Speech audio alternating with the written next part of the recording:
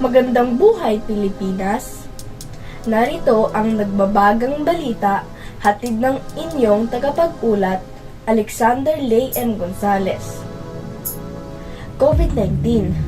Ano nga ba ito at paano ito maiiwasan?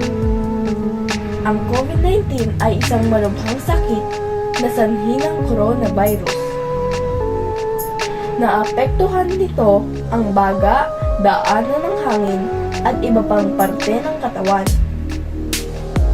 Ang coronavirus ay isa sa mga malaking grupo ng mga virus na nagsasanhi ng karamdaman.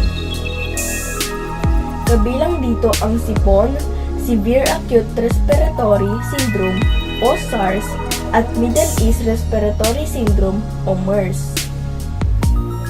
Nagmula ang COVID-19 sa Wuhan, China at tinatayang unang kumalat ito sa Pilipinas noong 2020. Narito ang mga paraan para maiwasan ang nakakahawang sakit na COVID-19. Una, hugasan madalas ang iyong mga kamay.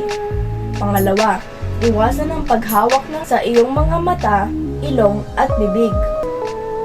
Pangatlo, takpan ang ilong kapag umuubo o bumabahing.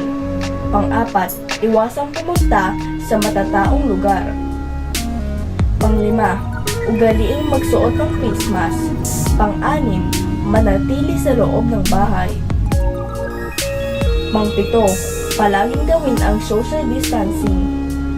Pang-walo, kapag may karamdaman, magpakonsulta sa doktor. Pang-siyam, i-disinfect ang paligid upang masiguro ang kaligtasan. Pang-sampu, sundin palagi ang mga health protocols. Ako si Alexander Lay M. Gonzales, nag-uulat.